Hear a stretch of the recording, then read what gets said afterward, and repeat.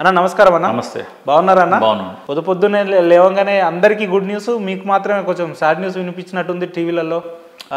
ముద్రగడ పద్మనాభం గారు జనసేనలోకి జాయిన్ అవుతున్నారు అని చెప్పేసి అన్ని మీడియా ఛానల్స్లో మనం పొద్దున్నే వార్తలు చూసినాం. ఏంటన్నా దీని మీద క్లారిటీ ఇవ్వగలుగుతారు? అంటే అది న్యూస్ గుడ్ కాదు బ్యాడ్ కాదు, న్యూస్ ఈజ్ న్యూస్. అంటే జనసేనలోకి వెళ్తుందంటే మీకు కొంచెం బ్యాడ్ న్యూసే కదా.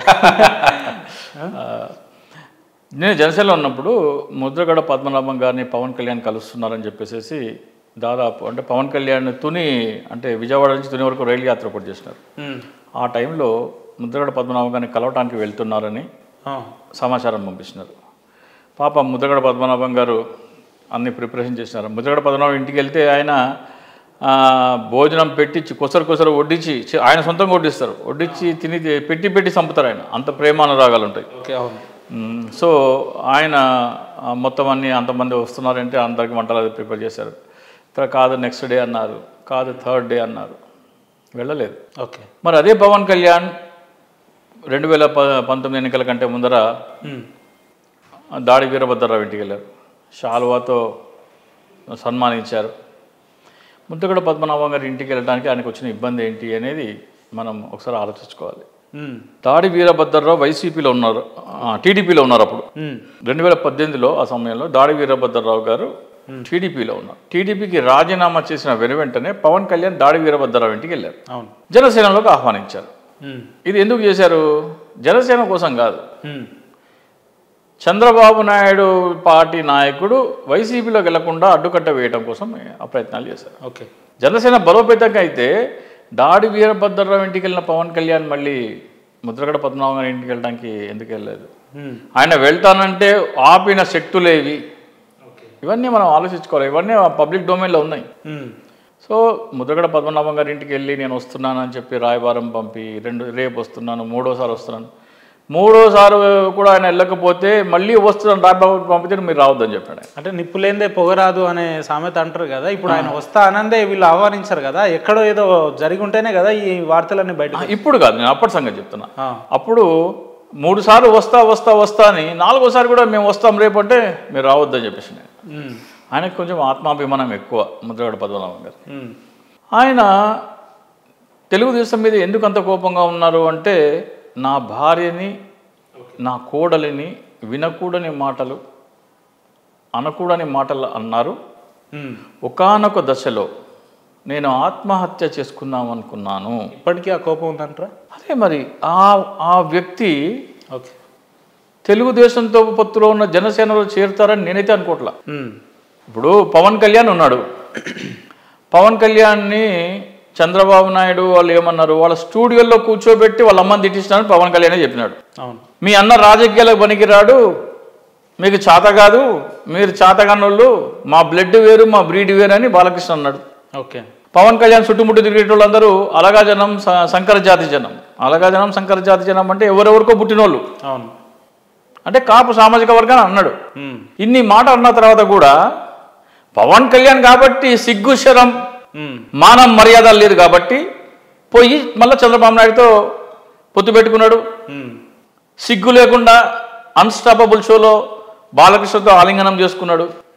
పవన్ కళ్యాణ్కి సిగ్గు శరం లేదు, మానం మర్యాద లేదు.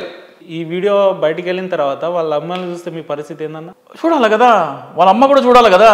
ఓకే. మీ అమ్మని స్టూడియోలో కూర్చోబెట్టి తిట్టించారని నీ కొడుకు చెప్పినోడితోని సిగ్గు లేకుండా, శరం లేకుండా, మానం మర్యాద లేకుండా రాజకీయాల కోసం అధికారం కోసం ఈ రోజున వెళ్ళి పొత్తు పెట్టుకుంటున్నాడమ్మా. నీకు విలువ లేదు, నీ కొడుకు నీకు విలువ ఇవ్వడు, నిన్ను తిట్టినోళ్లతో వెళ్ళి కలుస్తున్నాడు. ఏ రోజు జగన్మోహన్ రెడ్డి వాళ్ళ అమ్మని తిట్టలేదు, వాళ్ళ అన్నని తిట్టలేదు, కాపు సామాజిక వర్గాన్ని తిట్టలేదు.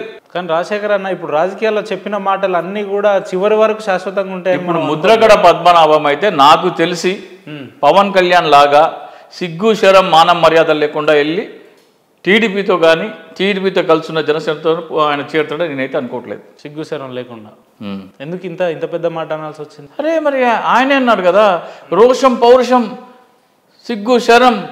పవన్ కళ్యాణ్ ఎంత దొంగ నాటకాలు ఆడతారో మనం ఇప్పుడు చెప్తాం మీకు. 2018 నుంచి 19 మందిలో ఏమన్నాడు, మా అమ్మని కూర్చోబెట్టి స్టూడియోలో తిట్టినావు, ఓకే, మా కులాన్ని నా చుట్టుముట్టు ఉండేవాళ్ళని అంటే మా సామాజిక వర్గం వాళ్ళని సంకర జాతి జనం అలగా జనం అన్నావు, మా అన్నకి రాజకీయాలు చేత కాదు, బ్లడ్ లేడు, బీడు వేడు అన్నావు, ఇవన్నీ అన్నావు కదా. ఎన్నికలైన నెల రోజులకే కృష్ణానదికి వరద వచ్చింది. కృష్ణానదికి వరద వస్తే చంద్రబాబు నాయుడు ఇల్లు నది ఒడ్డు మీదనే ఉంటుంది. నా ఇంట్లోకి నీళ్ళు పోయినాయి. ఆ ఇంట్లోకి నీళ్ళు పోతే పవన్ కళ్యాణ్, చంద్రబాబు నాయుడు ఏమంటలేడు, చంద్రబాబు నాయుడు గమ్మని కూర్చున్నాడు, పవన్ కళ్యాణ్ జగన్మోహన్ రెడ్డి ఎగురుతున్నాడు. ఎన్నికలైన నెల రోజులకే ఒక మాజీ ముఖ్యమంత్రి ఇంట్లోకి నీళ్ళు వెళ్తే నువ్వేం చేస్తున్నావు జగన్మోహన్ రెడ్డి అంటున్నాడు. అరే నిన్న మొన్నటిదాకా మీ అమ్మని తిట్టినాడు అన్నావు, మీ కులాన్ని తిట్టినాడు అన్నావు, మీ అన్నని తిట్టినాడు అన్నావు, వాడి ఇంట్లోకి వరద నీళ్ళు పోతే నీకేం చేసేది, బురద నీళ్ళు పోతే నీకేం చేసేది, నీకు సంబంధం లేదు కదా, మీ అమ్మని తిట్టినాడు కదా. అంటే మీరు మీ అమ్మని తిట్టడము, మీ అన్నని తిట్టడము, మీ కులాన్ని తిట్టడము ఎంత డ్రామా అర్థమైపోతుంది కదా. ఎన్నికలైన కొన్ని రోజులకి భవన నిర్మాణ కార్మికుల కోసం విశాఖపట్నంలో సభ పెట్టినారు. ఓకే, పక్క పక్కన ఎవరు కూర్చున్నారు, అచ్చెన్నాయుడు, ఏది పవన్ కళ్యాణ్ పక్కన, పవన్ కళ్యాణ్ పక్కన అయ్యన్న పాత్రుడు. ఎన్నికల ముందరేమో మీ అమ్మని తిట్టినానుతో నేను పక్కన ఎట్లా కూర్చున్నావు నువ్వు అంటే ఎన్నికల ముందర ఇవంతా డ్రామా. సో ముద్రగడ పద్మనాభం గారు నాకు తెలిసి వస్తాను, కలవడానికి వస్తానంటే రమ్మంటారు, మాట్లాడతారు. బాబు మరి నా భార్యని, నా కోడల్ని సరే కలవడం రమ్మనడం వేరు, కానీ జాయిన్ అవుతున్నారు పలానా రోజు పవన్ కళ్యాణ్ గారే స్వయంగా వెళ్ళి కండువా కప్పి ఆహ్వానిస్తున్నారని చెప్పి కూడా వార్తలు వస్తున్నాయి. ఆ రోజున ముద్రగడ, నా ప్రశ్న ఏంటంటే ఇన్ని రోజులుగా పవన్ కళ్యాణ్ తిరస్కరించిన వ్యక్తి ఇప్పుడు ఎందుకు వస్తామనే వార్తలు వస్తున్నాయి అంటున్నాను. ఈ వార్తలు కాబట్టి అంటున్నా. నాకు తెలిసి నా ముద్రగడ పద్మనాభం గారు సిగ్గు శరం మాన మర్యాద లేని వ్యక్తి కాదు. అంటే ఆయన తిడుతున్నారా పొగుడుతున్నారా? ఆయన అటువంటి కాదబ్బా. ఆయన భార్యని కోడల్ని తిడితే ఆత్మహత్య చేసుకుందామన్నంత ఆత్మాభిమానం ఉన్న వ్యక్తి. అంటే మీరు పవన్ కళ్యాణ్ తోటి పోలిస్తున్నారు? ఆయన పవన్ కళ్యాణ్ తోటి పోలిక ఉన్నది, ఆయన ఆత్మాభిమానం కూడా ఉన్నది. భార్యని కోడల్ని తిట్టినందుకే ఆత్మాభిమానం చంపుకోలేక ఆత్మహత్య చేసుకుందామన్న వ్యక్తి మళ్ళా వెళ్ళి వాళ్ళ పార్టీలో చేరితే ఆ మాటలన్నీ అబద్ధాలు. ఈయన కూడా దొంగ నాటకాలు ఆడతారు రాబాయ్, నేను ఆత్మహత్య చేసుకుందాము అదంతా డ్రామా అని ఆయన క్రెడిబిలిటీ, ఆయన ఆత్మాభిమానం మొత్తం గంగపాలు అవుతుంది. సరే జాయిన్ అవుతాడా అవ్వడా అనేది సంగతి పక్కన పెడితే, ఒకవేళ పద్మనాభం గారు మీరు చెప్తున్నట్టు జాయిన్ అయ్యరే అనుకోండి, జనసేనలో జాయిన్ అయితే పార్టీ ఇంకా బలోపేతం అయినట్టే కదా. జనసేన బలోపేతం అవుతుంది, జనసేన ఆ జిల్లాల్లో కొద్దిగా బలోపేతం అవుతుంది అంటే డౌట్ లేదు. మీరు కూడా ఈ మాట అంటున్నారంటే అది వాస్తవం కదా. ముద్రగడ పద్మనాభంకి ఆ క్రెడిబిలిటీ ఉన్నది, ఆయనకు ఆ స్టేచర్ ఉన్నది. ఓకే, డెఫినెట్గా ఉభయ గోదావరి జిల్లాల్లో ఒక ఓట్ బ్యాంక్ పెరుగుతుంది, జనసేన పార్టీ బలపడుతుంది. పవన్ కళ్యాణ్ నాకు సీఎం పదవి కావాలంటాడు 2 సంవత్సరాలు, అప్పుడు చంద్రబాబు నాయుడు అరే బాబు ఇదేంద్రబాబు అనుకో. అంటే ఇవన్నీ జరగొద్దంటే ఆయన పార్టీలో జాయిన్ అవద్దంటారు అంతే. ఇవన్నీ జరుగుతాయా జరగవా మనకెందుకు? ఒక అనలిస్ట్గా ఓకే, ఏం జరుగుతుంది అని చెప్పడమే, అనాలిసిస్ చేయడమే నా పని. కానీ ఆయన జరగొద్దు అనేది నాకెందుకు సంబంధం, నాకు సంబంధం లేదు. సరే సూటిగా చివరిగా ఒక ప్రశ్న చెప్పండి అన్న, పద్మనాభం గారు జాయిన్ అవుతారా జనసేనలో కారా? గదే చెప్పండి. పద్మనాభం గారి వ్యక్తిత్వం చూసిన తర్వాత, ఆయన ఆత్మాభిమానం చూసిన తర్వాత, చంద్రబాబు నాయుడు అన్న మాటలకి నేను ఆత్మహత్య చేసుకుందాం అనుకున్న మాటలు విన్న తర్వాత ఆయన అయితే జాయిన్ కాడని నేను అనుకుంటున్నా. ఒకవేళ జాయిన్ అయితే నేను ఆత్మహత్య చేసుకుందాం అనుకున్నా, నేను ఎంత బాధపడ్డా అనే మాటలన్నీ బూటకం. జరుగుతలేదో మనం చెప్పలేము. 99% ఆయన చేయరడు. ఒకవేళ చేరితే ఆయన గతంలో ఆయన భార్యను తిడితే నేను ఆత్మహత్య చేసుకుందాం అనే మాటలన్నీ పచ్చి బూటకాలు. ఇప్పటికి మర్చిపోయి ఉండొచ్చు కదా, అదే కోపం అదే ఆవేశంతో ఎవరు ఉండరు కానీ ఆయన ఈ మధ్య అన్నాడు, ఇటీవల కూడా అన్నారు ఆయన. సో పవన్ కళ్యాణ్ వారాహి యాత్రలో కూడా వాళ్ళిద్దరి మధ్యలో కులం పేరు చెప్పి కొంతమంది నాయకులుగా ఎదిగారు కానీ కులానికి ఏమీ చేయలేదంటే ఆయన ఘాటైన సమాధానం రాశారు. దమ్ముంటే నా మీద పోటీ చేయి, లేకపోతే కాకినాడ సిటీలో దోనంపూడి చంద్రశేఖర్ రెడ్డి మీద పోటీ చేయని సవాల్ చేసినారు. ఇవన్నీ జరిగినాయి కదా, ఎప్పుడో కాదు కదా, ఫ్రెష్ ఇవన్నీ తాజా. సో ఇవన్నీ చూసిన నేపథ్యంలో ఆయనైతే జాయిన్ గారు.